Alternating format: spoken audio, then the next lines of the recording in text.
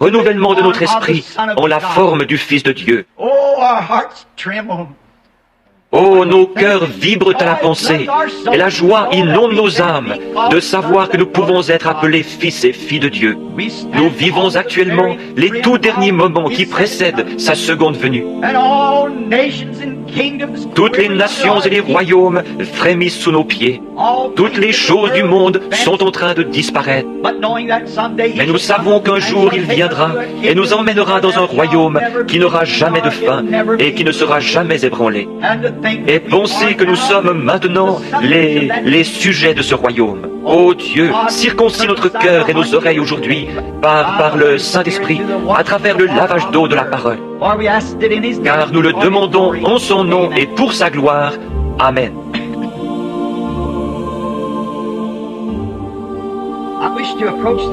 Ce matin, je souhaite aborder le sujet.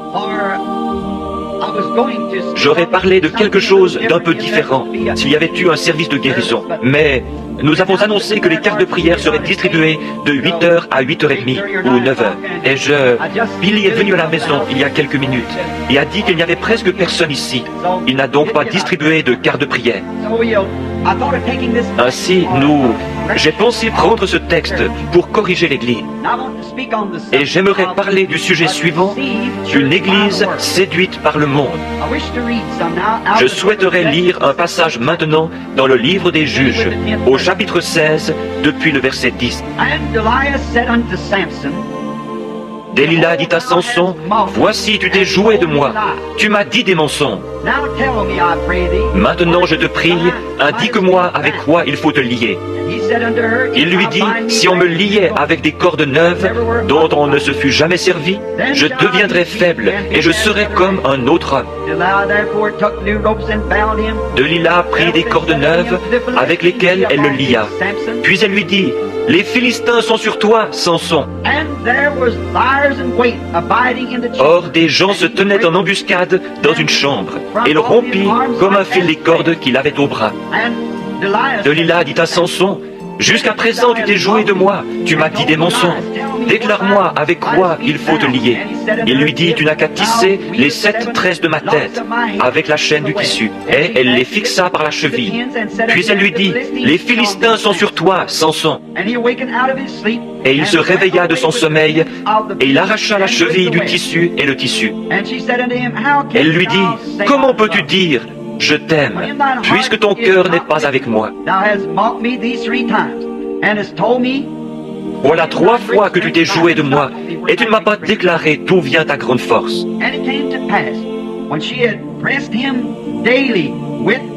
Comme elle était chaque jour à le tourmenter et à l'importuner par ses instances, son âme s'impatienta à la mort. Il lui ouvrit tout son cœur et lui dit, « Le rasoir n'a point passé sur ma tête, parce que je suis consacré à Dieu dès le ventre de ma mère. Si j'étais rasé, ma force m'abandonnerait, je deviendrais faible et je serais comme tout autre homme. » Delilah, voyant qu'il lui avait ouvert tout son cœur, envoya appeler les princes des Philistins et leur fit dire, « Montez cette fois, car il m'a ouvert tout son cœur. » Et les princes des Philistins montèrent vers elle et apportèrent l'argent dans leurs mains. Elle l'endormit sur ses genoux, et, ayant appelé un homme, elle rasa les 7 tresses de la tête de Samson, et commença ainsi à le dompter. Il perdit sa force. Elle dit alors, « Les Philistins sont sur toi, Samson. » Et il se réveilla de son sommeil et dit, « Je m'en tirerai comme les autres fois, et je me dégagerai. » Il ne savait pas que l'Éternel s'était retiré de lui. Et maintenant, je souhaiterais lire comme texte pour ce sujet quelque chose se trouvant dans le livre de l'Apocalypse, au chapitre 2, du verset 21 au verset 23. Je lui ai donné du temps afin qu'elle se repentît, et elle ne veut pas se repentir de son impudicité.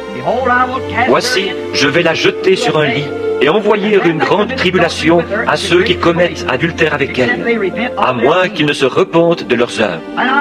Je ferai mourir de mort ses enfants, et toutes les églises connaîtront que je suis celui qui sonde les reins et les cœurs.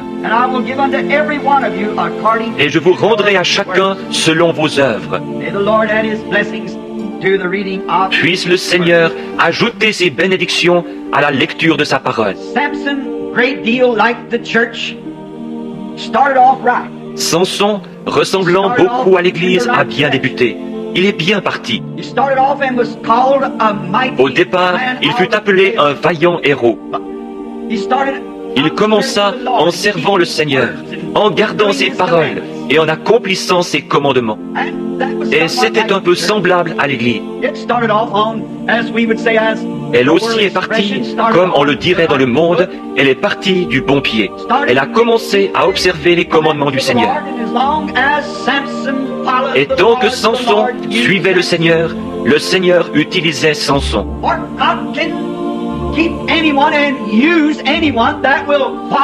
Car Dieu peut garder quiconque et utiliser quiconque le suivra, car c'est l'affaire de Dieu. Mais lorsque nous nous détournons et nous éloignons des choses de Dieu, Dieu ne peut plus nous utiliser. Lorsque fermement nous suivons les commandements de Dieu, lorsque nous restons dans les pages de la Bible et que nous adorons d'après la parole écrite, que nous l'adorons dans l'esprit et dans la vérité de la parole, alors Dieu peut utiliser n'importe quel individu.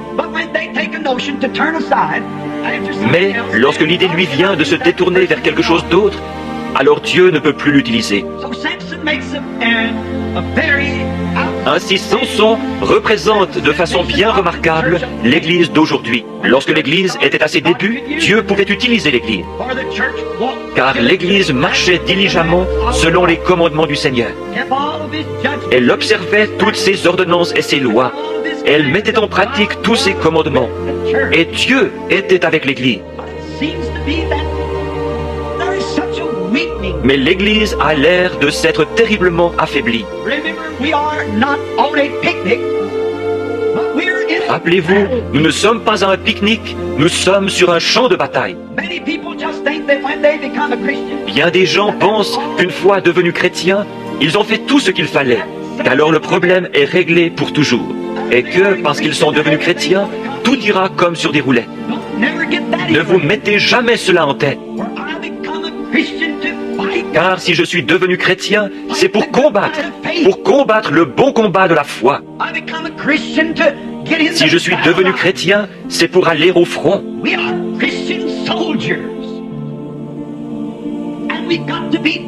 Nous sommes des soldats chrétiens et il nous faut être formés et instruits. Il nous faut connaître toutes les techniques de l'ennemi pour savoir comment nous fortifier et comment livrer le combat. Et nous ne pouvons le faire qu'au fur et à mesure que le Saint-Esprit nous le révélera. Nous ne pouvons pas prendre ce que d'autres nations nous disent lorsque nous allons à la guerre, prendre certaines de leurs idées. Mais nous devons prendre nos propres idées, la façon dont le Saint-Esprit nous dirigera et les idées que lui nous donnera.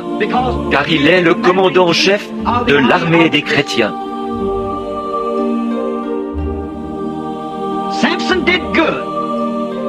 Samson faisait son chemin. C'était un homme remarquable. Jusqu'à ce qu'il commence, comme nous pourrions dire, à courir comme un vaurien. Jusqu'à ce qu'il commence à sortir de son territoire. Et l'Église courait bien. Elle allait bien jusqu'à ce qu'elle commence à sortir de son territoire.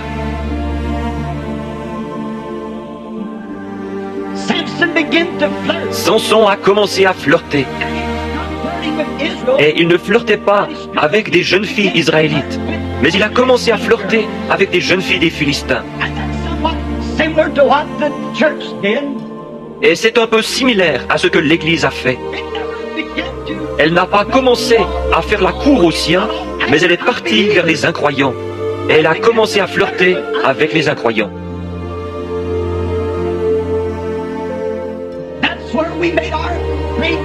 Et là où nous avons commis notre grande faute, et l'une des plus grandes, c'est lorsque l'Église a commencé à faire des choses qui n'étaient pas justes.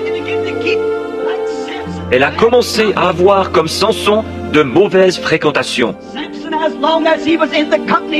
Samson, tant qu'il était en compagnie du peuple de Dieu, il s'en est bien sorti. Mais lorsqu'il s'est mis à flirter avec de mauvaises fréquentations, c'est là qu'il a eu des ennuis. Et il en est de même pour l'Église. Quand l'Église suivait chaque jour respectueusement la conduite du Saint-Esprit, Dieu les bénissait. Et des miracles, des signes et des prodiges suivaient l'Église. Mais lorsqu'elle a commencé à avoir de mauvaises fréquentations avec le monde, l'une des pires choses qu'elle ait jamais faites, et la première chose qu'elle a faite, c'est qu'elle s'est mise à s'organiser, brisant la communion avec les autres croyants, parce qu'elle avait découvert que les nations étaient organisées. Mais ce merveilleux évangile n'est pas destiné à une seule nation ou à un seul peuple. Il est destiné à celui qui le veut qu'il vienne, de toute nation, de toute tribu, de toute langue et de tout peuple. Dieu n'a jamais eu l'intention de nous voir tracer des lignes de démarcation. Mais l'homme voulait ressembler, se comparer ou copier, ou suivre ce que le monde faisait, dire les mêmes choses qu'eux, avoir du succès comme eux. Jamais nous n'aurons de succès à faire quoi que ce soit comme le monde. Nous ne pouvons avoir du succès qu'en suivant les lois de Dieu et sa façon de faire. Jamais nous n'y arriverons en nous modelant sur le monde. Si les compagnies de cigarettes ont eu un succès fou à cause de la télévision, et que les groupes qui vendent la bière et le whisky ont fait fureur par l'entremise de la télévision, ce n'est pas un signe que l'Église aura son succès par la télévision. Le succès de l'Église réside dans la prédication de l'Évangile, de la puissance de Dieu et dans la démonstration de l'Esprit. Nous ne pouvons pas affirmer que parce que la télévision a été utile à la compagnie de cigarettes et aux autres compagnies, nous n'avons pas un seul passage de l'Écriture nous disant d'essayer de nous comparer avec ces gens-là. Et tant que nous le ferons, nous attirerons peut-être les gens grand nombre, mais ce n'est pas ce que Dieu nous a ordonné de faire. Nous pensons que parce que tout marche bien, que nous avons de grandes organisations et que de grandes choses éclatantes arrivent, c'est un succès. La mort frappe journellement parmi nous, spirituellement parlant. Si nous étions au nombre de 10 millions ce matin, mais que le Saint-Esprit ne soit pas avec nous, nous aurions avantage à n'être que 10 ici, avec le Saint-Esprit avec nous. Nous ne pouvons pas nous comparer au monde. L'une des premières choses, c'est que l'Église a commencé à s'organiser. La première organisation a été l'Église catholique. Et ensuite est venue l'Église luthérienne. Lorsque l'Église catholique s'est organisée pour former une organisation,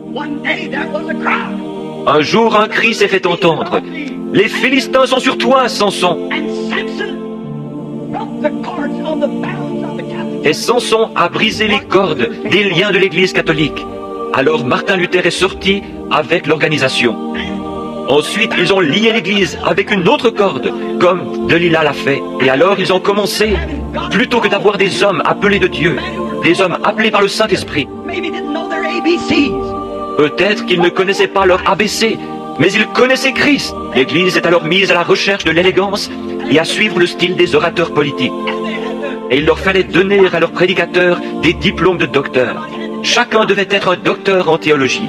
C'était là une autre corde servant à lier l'Église.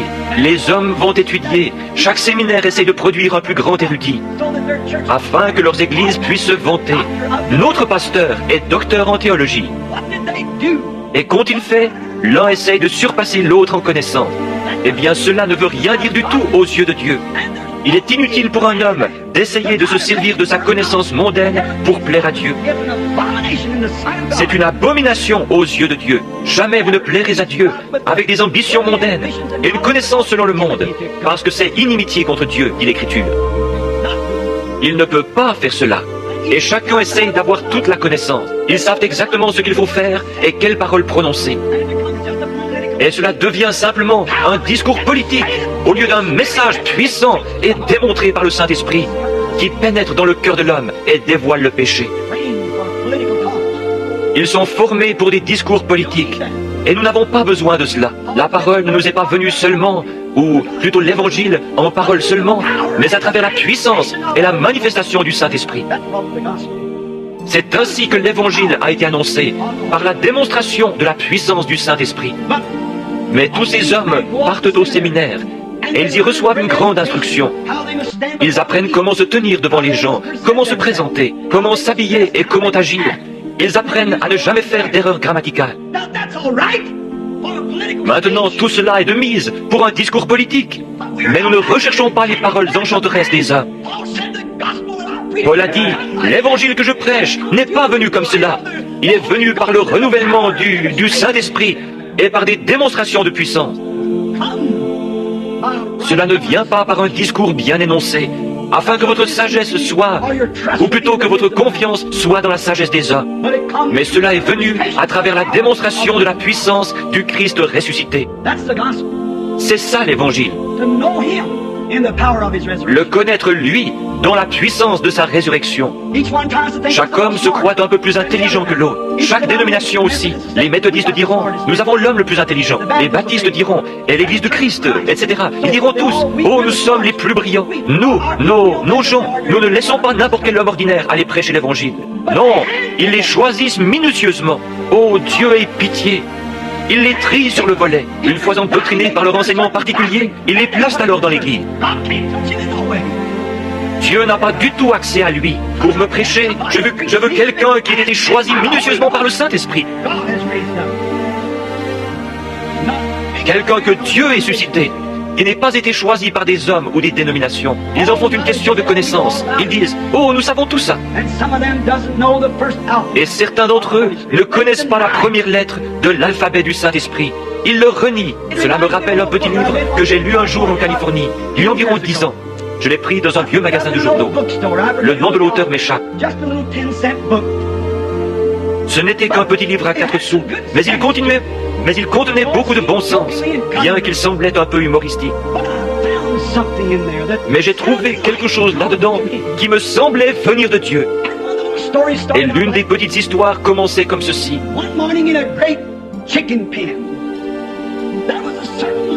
Un matin, dans un grand poulailler, il y avait un certain petit coq qui pensait posséder toute la connaissance qu'on pouvait bien avoir. Le voilà donc qui s'envole sur une caisse et commence à taper avec son petit bec contre la caisse 4 ou 5 fois. Il renverse la tête un peu en arrière et commence à chanter comme vous n'avez jamais entendu un coq chanter. Il attire ainsi l'attention des autres. Et dit alors, mesdames et messieurs de ce poulailler, j'aimerais vous parler à tous ce matin d'un formidable programme éducatif que nous venons d'élaborer. Il m'a fallu beaucoup d'études et de connaissances, ajoute-t-il en ajustant ses petites lunettes sur son bec. Et j'en suis venu à la conclusion que nous, poulets, nous pourrions améliorer notre condition par davantage de connaissances. Laissez-moi donc vous dire ceci. Si nous creusons, si nous travaillons dans un certain enclos, dans un trou précis, nous y trouverons une certaine vitamine qui nous fera chanter mieux et avoir un plus beau plumage. Et oh, je peux vous dire comment nous pouvons améliorer notre condition de bien des façons différentes. Et ces jeunes poulettes, avec leurs petites crêtes rouges, gloussaient et disaient, « N'est-il pas un chéri ?» en s'extasiant devant lui. Oh, c'est un coq si brillant. Cela me rappelle certains de ces prédicateurs de séminaire. C'est un homme si brillant. Rien ne nous oblige à rester là avec le reste des poulets. Nous devrions tous le suivre. Eh bien, avant même que le petit bonhomme puisse terminer son discours, un autre petit poulet, dont le plumage n'était pas aussi éclatant, arrive en trombe de l'autre côté de la basse-cour et dit « Un instant les amis, je viens d'écouter le dernier bulletin d'information à la radio. Le prix des poulets a augmenté de 4 cents la livre. Nous allons tous à l'abattoir demain. À quoi donc va servir votre connaissance? Frère, toute la connaissance que nous pouvons accumuler, à quoi sert-elle? Nous sommes 1,80 m de terre. Chaque minute qui passe, nous mourrons tous de quelques centimètres. Notre connaissance ne signifie rien. Nous voulons le connaître lui, mais c'est ce qu'ils font. Il y a quelque temps, je faisais une remarque au sujet de ce petit canari, qui pensait posséder toute la connaissance utile et nécessaire. Il en savait tellement long qu'il pouvait parler des êtres humains aux autres canaris. Il s'envole donc, se perche sur sa cage et commence à parler des êtres humains, exposant tout ce qu'il sait d'eux. Et tout à coup, un professeur de Purdue s'avance et commence à lui dire quelques paroles très raffinées. Et le petit oiseau se met à sourciller et à tourner la tête. Oh, il avait des yeux, il pouvait voir le professeur. Il avait des oreilles, il pouvait l'entendre. Et bien sûr, il ne savait pas de quoi il parlait. Pourquoi? Il a une cervelle de canari. Il n'est qu'une tête de linotte. C'est tout ce qu'il a. Il n'a pas un cerveau d'humain. Il ne peut donc pas penser comme les êtres humains. Et un être humain ne peut pas non plus penser comme Dieu. Vous êtes humain et toute la connaissance du monde ne vaut pas plus qu'une cervelle de canari. Tout ce que vous faites, c'est vous faire du mal avec cela. Il vous faut la pensée de Christ. La raison pour laquelle les gens vont se joindre à des organisations et substituent une poignée de main à la nouvelle naissance, c'est qu'ils essayent de contourner la nouvelle naissance. Ils ne veulent pas de la nouvelle naissance. Et ils savent que nous enseignons cela dans la Bible. Ils veulent donc y substituer quelque chose. Chez les pentecôtistes, ce n'est pas mieux. Ils essayent aussi de substituer quelque chose. Ils veulent que cela ait de la classe. Il faut que cela se fasse avec de la classe. Nous allons nous serrer la main et nous joindre à l'église. Et nous serons aspergés ou baptisés ou quelque chose ainsi. Ils ont peur de la nouvelle naissance. J'ai parfois l'impression que le Branham Tabernacle commence à en avoir peur. Or, nous savons tous qu'une naissance, peu importe où elle a lieu, n'importe où c'est un gâchis. Qu'un bébé naisse dans un tas de foin, sur un plancher dur, ou dans une chambre d'hôpital décorée en rose, c'est un gâchis de toute manière. La naissance d'un veau, n'importe quelle naissance, c'est un gâchis. Et la nouvelle naissance n'est rien moins qu'un gâchis. Seulement les gens sont si empesés. Nous irons là-bas où ils serrent la main. Nous irons là où ils ne braillent pas, ne pleurent pas, ne tapent pas sur l'autel et ne crient pas. Pour vous les êtres trop humains. Ce dont nous avons besoin, c'est une naissance. Cette mort qui produit la vie. Une semence, une vieille pomme de terre. Une semence de pomme de terre. Prenez cette pomme de terre et mettez-la dans le sol. Avant que vous puissiez avoir de nouvelles pommes de terre, cette vieille pomme de terre doit pourrir. Un grain de blé ne peut pas produire une nouvelle vie tant qu'il n'a pas pourri. Et un homme ou une femme ne peuvent jamais avoir de nouvelle naissance tant que leur intellectualisme et leur moi n'ont pas pourri, ne sont pas morts. Mourez à l'autel, criez, devenez un gâchis, jusqu'à ce que l'amidon sorte de votre col, et que vous naissiez de nouveau par l'Esprit de Dieu. Peu m'importe si vous criez à tue-tête, parlez en langue, sautillez, faites des bonds comme un poulet auquel on a coupé la tête. Vous êtes en train de produire une nouvelle vie. Mais nous y avons substitué quelque chose. Nous voulons la façon distinguée. C'est vrai. L'autre jour, c'était vendredi, mon épouse et moi sommes allés au magasin. Je ne veux pas toujours revenir là-dessus, mais alors que nous descendions la rue, je ne faisais que tourner la tête d'un côté et de l'autre, voyant des femmes nues. J'ai promis à Dieu, lorsque j'étais aveugle, que s'il guérissait mes yeux, je regarderais les choses correctes. Je garde une petite croix suspendue dans ma voiture. Lorsque je vois de telles choses, je regarde la croix et je dis, « Oh Dieu, voilà mon refuge !» Tandis que je regarde la croix, je voyais ces femmes. Mesdames a dit, nous n'avons pas vu une seule femme portant une jupe aujourd'hui. Et elle m'a dit, Bill, regarde cette femme-là, avec ses petites bretelles autour du haut de son corps. Tu ne vas pas me faire croire que cette femme ne sait pas que c'est mal. Si elle ne sait pas que c'est mal, alors elle a perdu l'esprit. J'ai dit, minute chérie, c'est une Américaine. Elle fait ce que font les Américains. J'ai dit, je me trouvais en Finlande, il n'y a pas longtemps, ma chérie, et je contestais quelque chose là-bas, auprès d'un homme qui m'a remis en place, le docteur Maninen. Et nous nous rendions à ces bains pour la santé, qu'on appelle sauna. Ils vous font entrer, puis ils versent de l'eau chaude sur des pierres brûlantes. Oh, et cela vous fait transpirer. Ensuite, ils vous font sauter dans de l'eau glacée et en ressortir. On vous conduit ensuite dans une pièce, où là, des infirmières, des femmes, frictionnent les hommes, et ceux-ci sont nus, et les renvoient ensuite dans la piscine. Je refusais d'y entrer. J'ai dit, Docteur Maninen, c'est mal. Il a dit, bon, d'accord, révérend Branham, c'est mal. Mais alors qu'en est-il de vos médecins américains qui déshabilleront une femme complètement et la feront s'étendre sur une table pour examiner chacun de ses organes sexuels?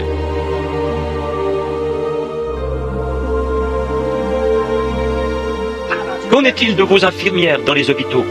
J'ai dit, excusez-moi, frère Maninen, vous avez raison. Qu'est-ce? Ce sont des coutumes. Lorsque j'étais à Paris, j'avais de la peine à le croire, mais il y avait des urinoirs communs pour les hommes et pour les femmes.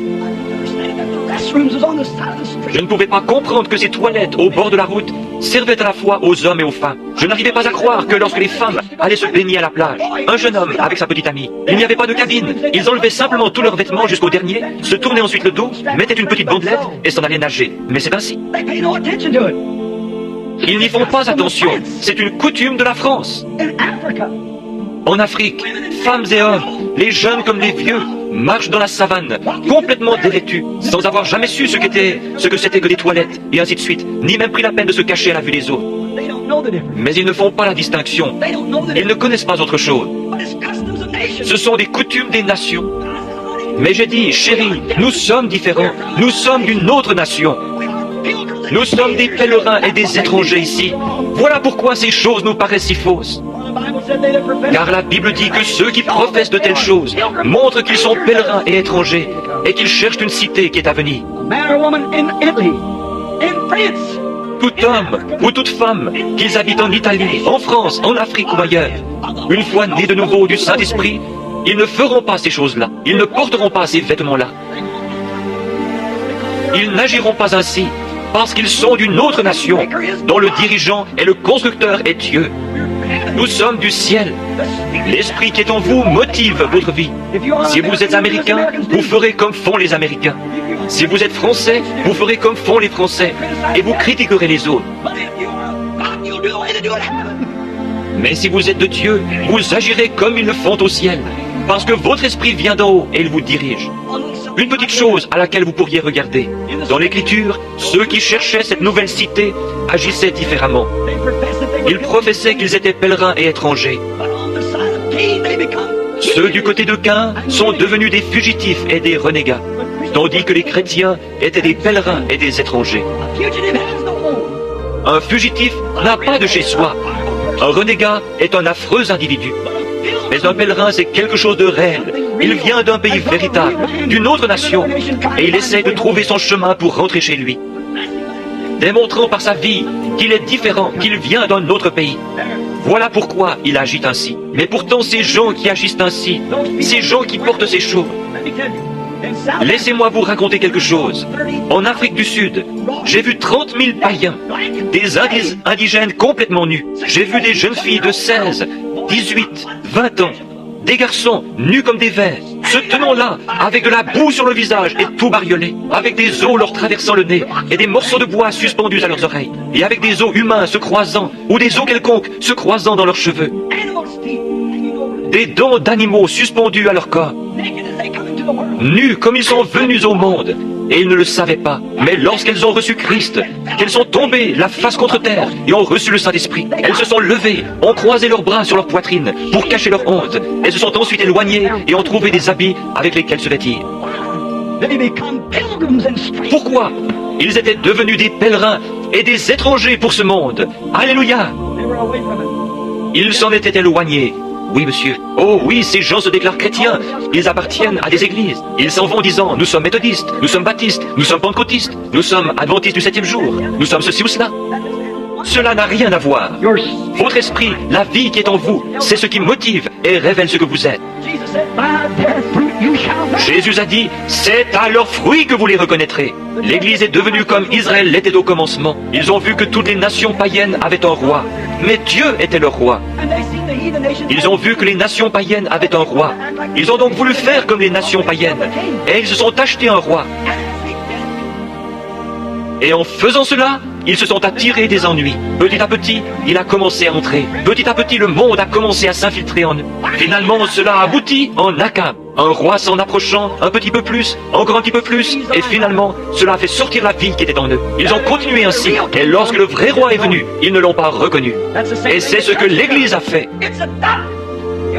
Elle a adopté, c'est ça, elle a adopté la politique, l'éducation, elle a adopté les organisations, la société, les grosses églises, des prédicateurs au style pompeux. Et lorsque le vrai roi vient, ils ne le reconnaissent pas. Ils sont en train de crucifier le Saint-Esprit, celui-là même qui est le roi. Ils ne le reconnaissent pas, mais ils rient de lui et se moquent de lui. Ce que les Juifs ont fait à leur Messie, l'Église est aussi en train de le faire à son Messie. Ils ne le savent pas, ils manquent de perspicacité spirituelle, étant tellement endoctrinés par ce qui frappe leurs yeux, par les apparences, des bâtiments imposants, essayant de se comparer au monde. Il ne nous est pas du tout demandé de nous comparer au monde. Il nous est demandé de nous humilier, et une personne équivaut à la majorité en Dieu. Et aujourd'hui, dans le monde, parmi les évangélistes qui parlent de la guérison divine, il y a une telle rivalité, une telle concurrence. L'un dira, « Oh, Dieu soit béni, j'ai eu tant de milliers, j'ai eu une plus grande réunion que vous. » Qu'est-ce que cela peut faire? Que nous en ayons 1 ou 1 million, qu'est-ce que ça peut bien faire? Sommes-nous fidèles à Dieu? Sommes-nous fidèles à sa parole? Supportons-nous le test auquel nous sommes soumis par le Saint-Esprit? Est-ce vrai? Voilà l'essentiel. Mais nous faisons des compromis avec la Bible. Beaucoup de nos pentecôtistes font des compromis quant aux doctrines fondamentales de cette Bible. Mon but n'est pas de vous blesser, seulement je suis dans ma propre église. Et j'estime que je peux faire ce que... dans mon église, parce que je prêche l'évangile. Mais il y a des dizaines de milliers de prédicateurs pentecôtistes qui savent qu'il n'existe pas dans la Bible une chose telle que le baptême au nom du Père, Fils et Saint-Esprit. Je lance un défi à l'archevêque ou à quiconque de me montrer où une seule personne a déjà été baptisée dans le nom de Père, Fils et Saint-Esprit. Mais ils font des compromis parce que leurs organisations en ont fait. Il n'y a pas une seule personne dans le Nouveau Testament, et pendant les 300 ans qui ont suivi, d'après l'histoire, qui ait été baptisée autrement que dans le nom de Jésus-Christ. Qu'est-ce? L'organisation. C'est ce qui a fait cela, faisant des compromis. Et aujourd'hui, ils ont arrêté de témoigner dans les rues. Ils ont retiré le tambourin de l'église. Ils ont enlevé toute la gloire de l'église. Et ils ont de la prédication de séminaire, la prédication d'un petit coq, très raffiné dans la société. Et leurs femmes qui portent des shorts et des robes dans lesquelles elles sont moulées. Et les hommes qui fument la cigarette, jouent à l'argent et font des plaisanteries grossières. C'est une honte aux yeux de Dieu. Je sais que c'est violent, mais il est temps que quelqu'un dise quelque chose, faisant des compromis, cédant, agissant comme le monde. Peu m'importe si je dois rester seul, sans plus personne si ce n'est Dieu. Je prêcherai la vérité de la Bible de Dieu et prendrai position pour elle. Quitte à mourir, je prendrai position pour la vérité. Certainement, nous voulons la vérité. Je ne me mesurerai pas d'après l'Église, mais c'est d'après la parole de Dieu que je veux me mesurer. Mais Delilah, l'avez-vous remarqué? Elle savait que Samson possédait une puissance. Cependant, elle ne savait pas d'où lui venait cette puissance. Elle ne pouvait pas dire ce qu'était cette puissance. Mais Samson possédait une grande puissance. Elle voulait en découvrir le secret. Et Delilah s'est mise à faire la cour à Samson, cherchant sans cesse à le séduire par sa beauté. Oh, elle s'habillait d'une façon très sexy. Elle marchait devant lui en ayant ce petit rire affecté, qu'ont certains jeunes adolescents d'aujourd'hui, et ainsi de suite. Elle voulait agir un peu comme une stripteaseuse pour essayer d'envoûter Samson. Et c'est ce que le monde a fait à l'Église. Où est votre grande puissance maintenant? Eh bien, en nous organisant, cela brisera la puissance. L'Église catholique a fait cela. Mais les Philistins sont sur toi, Samson, et un Luther est sorti. Ensuite, ils se sont organisés à nouveau. Si vous me liez avec une autre corde, cela me retiendra. Et c'est ce qu'ils ont fait. Et les Philistins sont sur toi, Samson. Qu'est-il arrivé? Wesley est sorti et a rompu les cordes. Voilà que tu m'as trompé depuis le début. Ne sais-tu pas que je t'aime, Samson? Bien, alors dis-moi la vérité. Ouvre-moi ton cœur. Très bien, lie-moi avec une autre corde. Bon, c'est ce que nous ferons. Qu'est-ce? C'est la corde dénominationnelle. Laissez-moi en liberté, que je n'ai pas de dénomination. Alors laissez-moi vous dire, vous m'aurez brisé. Et de là sont sortis les pentecôtistes. Où est votre puissance? Les Philistins sont sur toi, et il a rompu les cordes, de nouveau. Mais maintenant, qu'est-il arrivé? Cela a atteint les pentecôtistes. Ils ont des docteurs en théologie comme pasteurs, de grands hommes. Ils ont autant d'instructions et de rituels que les méthodistes, les baptistes et tous les autres. Lorsque vous allez dans une église, vous ne pouvez pas entendre un seul amen. Ils sont aussi froids qu'un tas d'Esquimaux venant directement du pôle Nord. Froid, indifférent. Et maintenant, les Philistins sont sur toi, Samson. Les Philistins sont sur toi, Amérique. Où est cette unité d'esprit? Où est l'unité de la Pentecôte? Les assemblées de Dieu et l'Église unie et l'Église de Dieu et celle-ci et celle-là, chacune avec un isme différent, celle-ci avec ceci et celle-là avec cela. Nous sommes si désunis qu'on peut aller dans une ville pour y tenir des réunions de réveil. Et si elles sont placées sous le patronage d'une des églises, les autres n'y assisteront même pas. Les communistes sont sur toi, Amérique. Où est notre puissance? Où est notre gloire? Qu'y a-t-il? C'est que nous avons recherché la sagesse des hommes plutôt que la sagesse de Dieu. Oh, nos prédicateurs sont devenus si raides, si empesés. Ils nous ont organisés si bien que nous sommes empesés et endurcis, au point que les gens qu'on n'entend plus personne pousser un cri de joie dans l'église. On n'entend jamais personne pleurer. Le bandit pénitent a été descendu au sous-sol. Il n'y a plus de gloire dans l'église. Tout ce que nous faisons, c'est rester assis aussi raide que possible. Nous ne sommes pas libres, nous sommes liés. Le diable, avec ses démons modernistes, à lier l'Église du Dieu vivant. C'est vrai, il n'y a plus de puissance dans l'Église, il n'y a plus de liberté. Les gens sont tellement empesés, tellement raides. Oh, que Dieu veut venir au milieu des pentecôtistes et prouver qu'il est Dieu et montrer les signes de sa résurrection. Et cela ne les secoue même pas. Gloire! Mais c'est une honte. Je parcours le pays, Dieu agissant, accomplissant des signes, et les gens restent là. Oui, je pense que c'est pas mal. Oh, je sais que c'est possible. Cela ne les remue pas. Pourquoi? Ils sont liés par Delilah, le monde, ils sont enchaînés. Et maintenant, ils les ont même pris, liés dans une confédération. Les Philistins sont sur toi, Samson. Que vas-tu faire à ce sujet? Oh, nous avons de grandes dénominations, bien sûr. Nous avons plus de membres que jamais auparavant.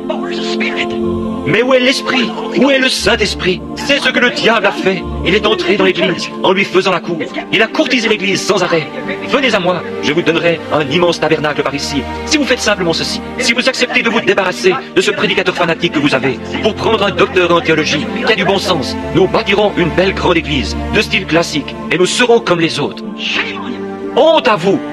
Je préférerais avoir un homme qui n'arrive pas à faire la différence entre des grains de café et des grains de haricots, mais qui soit rempli du Saint-Esprit et par la puissance de Dieu ne fasse pas de compromis. Mais c'est devenu tellement opposé que si un brave saint arrive à se frayer un passage jusqu'à Dieu au cours de la réunion et se met à parler en langue ou à jubiler un peu à haute voix ou à faire quelque chose, les autres vont tendre le cou pour regarder.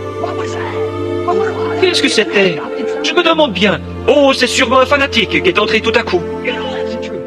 Vous savez que c'est la vérité, qu'une pauvre sainte entre et devienne suffisamment heureuse pour lever les mains, pleurer et louer le Seigneur. Que quelqu'un crie « Amen » à la prédication de l'Évangile. Et les autres vont se retourner pour voir ce qu'il a dit. Voilà les pentecôtistes. Que se passe-t-il?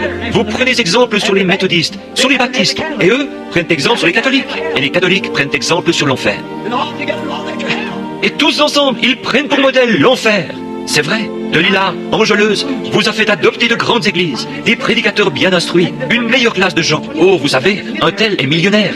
Si seulement nous pouvions l'amener à faire partie de notre congrégation.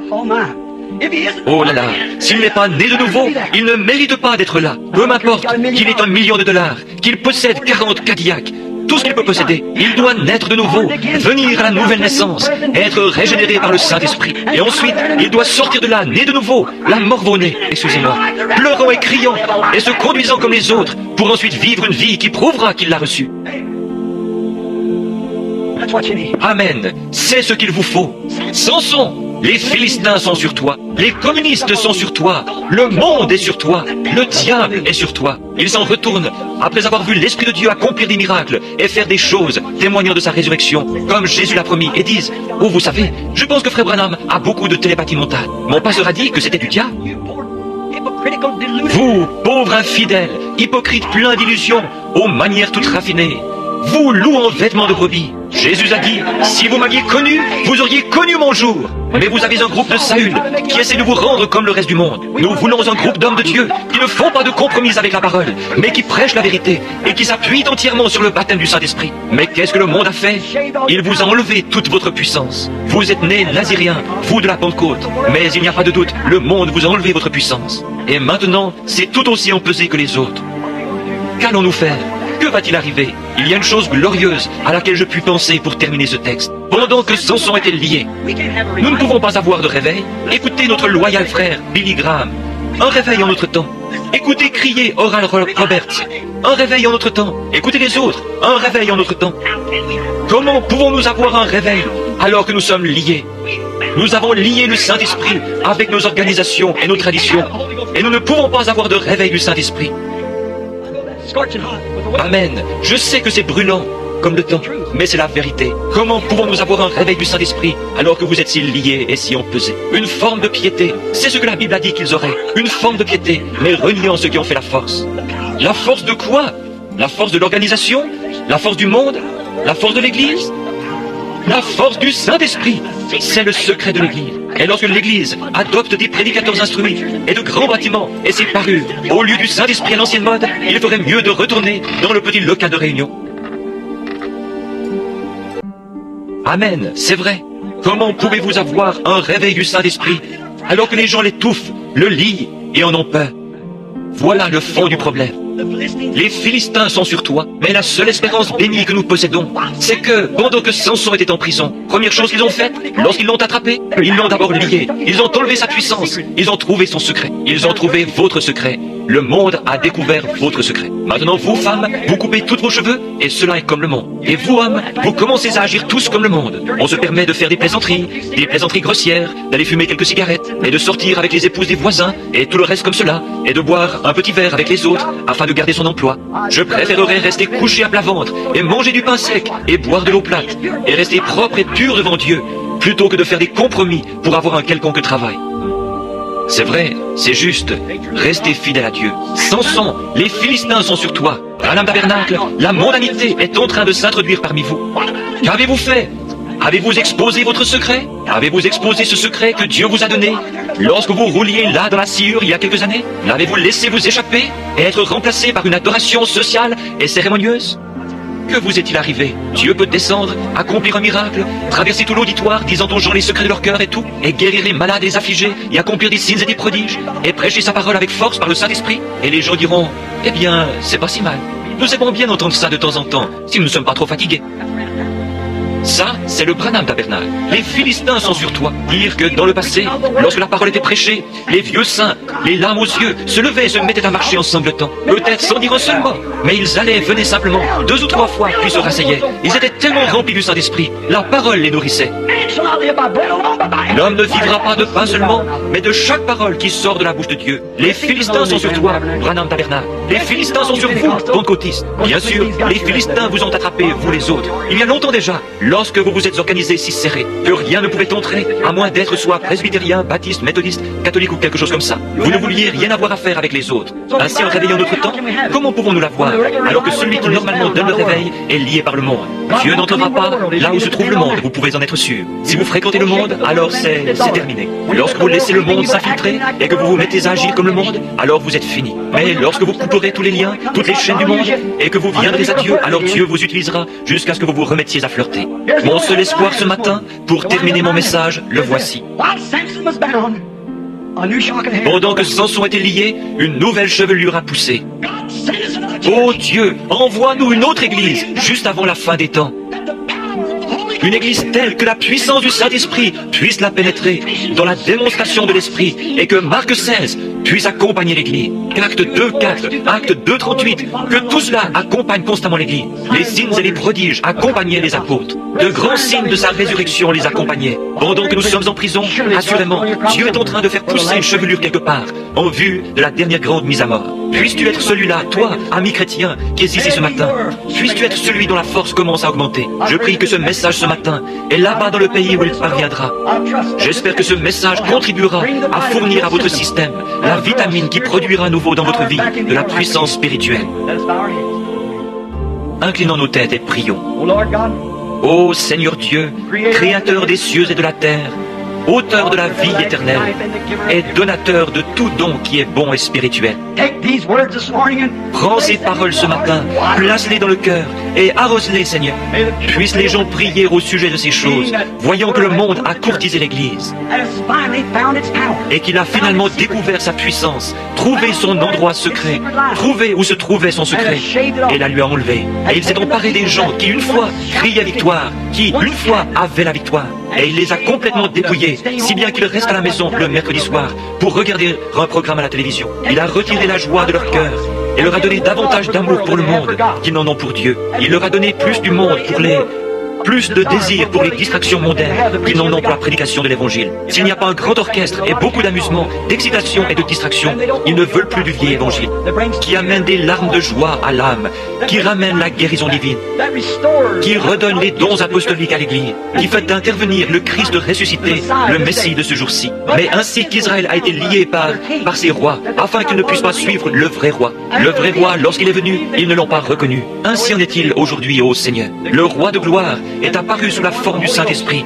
Et Seigneur, ils ne le savent pas, ils ne le reconnaissent pas. Ils sont organisés si serrés qu'ils n'y comprennent rien, parce que ça ne se passe pas au sein de leur organisation. Seigneur, c'est une œuvre du diable qui a fait cela aux gens.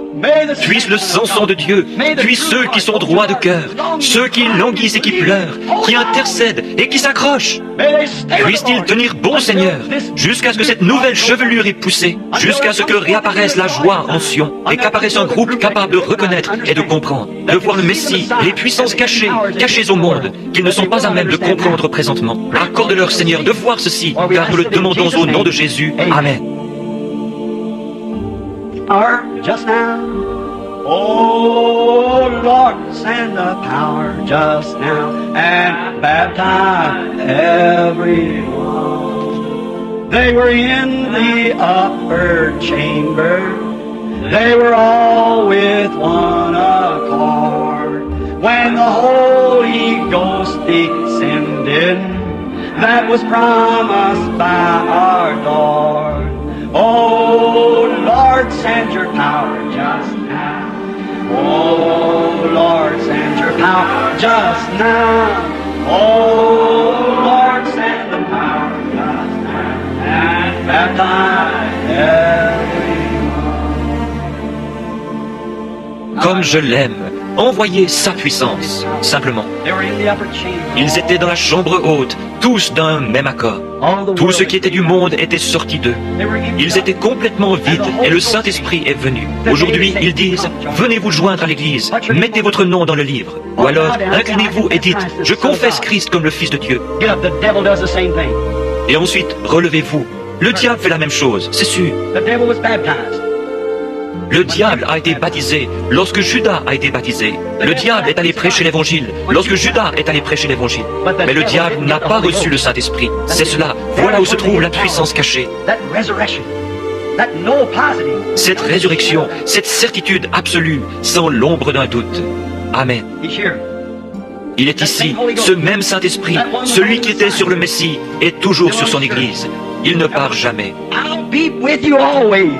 Je serai avec vous tous les jours, même en vous, jusqu'à la fin du monde. Je serai là. Les œuvres que je fais, vous les ferez aussi. Vous en ferez davantage, car je m'en vais au Père. Mais le monde fait des compromis avec cela. Oh, ces choses appartiennent au passé. C'est exactement ce que le diable veut que vous fassiez.